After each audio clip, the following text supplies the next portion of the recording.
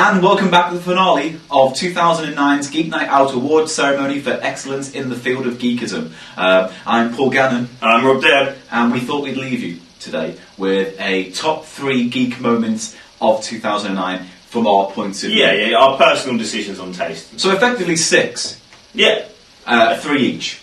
Yeah. Which is a kind of an odd number and a bit weird. But anyway, maybe you'd like to start with your... Yeah, I would like to start with the DC event of the summer and still going strong, A Blackest Night. Basically, it's DC heroes versus zombies, and DC heroes who become zombies. And while you're reading that, you get free toys with the comics that you buy. So far, I've got a Green Lantern ring, a Red Lantern ring, and a Yellow Lantern ring. So it's a green and a red ring and a yellow ring. Yes. So you have a red ring.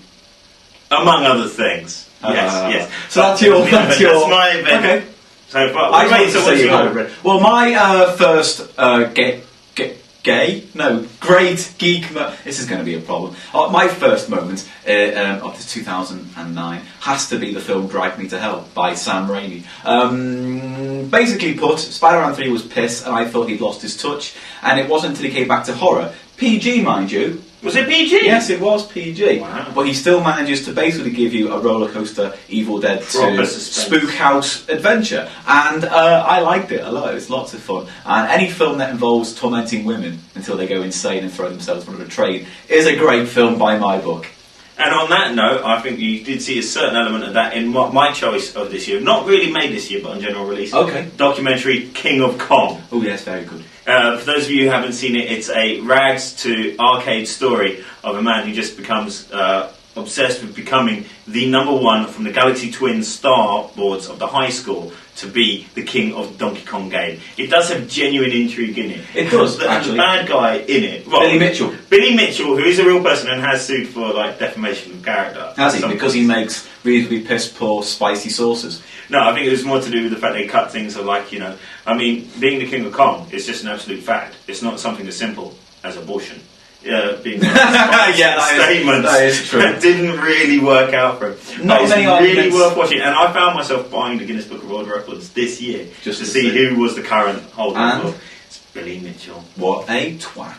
So, that is your second. My second is Lost Series 5. Shut it. Right? I like Lost a lot, but it wasn't until Series 5 when it really kind of said we're a sci-fi genre show. Before we might have been castaways with a little bit of woo thrown in. But now it's all about time travel, parallel universes, gods, demons, fate, morality, chess. It's got it all. And the season finale of Season 5 has put me very much on edge for the season 6. 6 is the final season, I believe. I don't know, between David Tennant leaving and Lost ending this year, I'm going to be distraught. I'm going to be going through so many tissues this year. I think Season 6 is going to be your Matt Smith.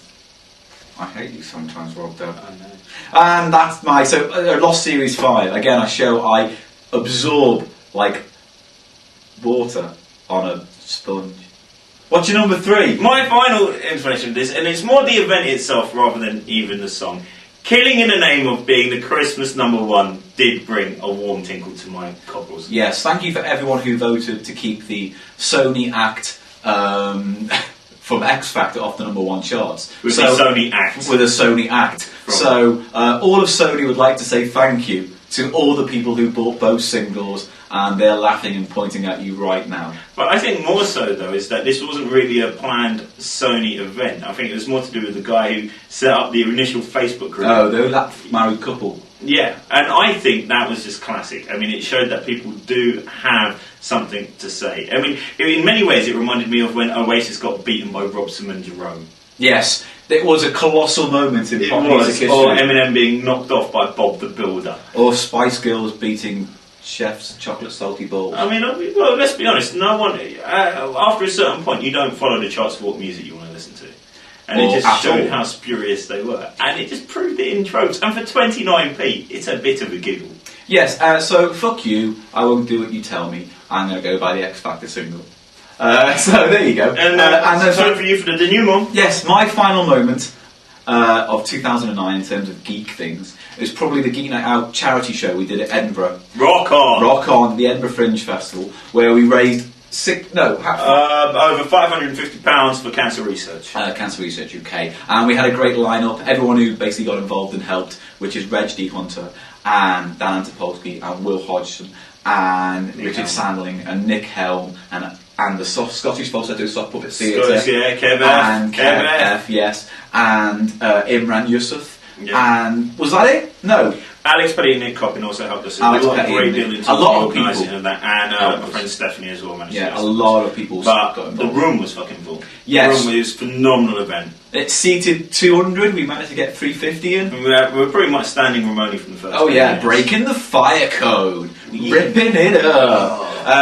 We shouldn't do that. That's so crap. I think what was the best part was the fact that you spent 2 hours blowing up balloons and then didn't put them out. I didn't put any of them out, Showing that even in high pressure situations, we are still slick as fuck. slick as fuck.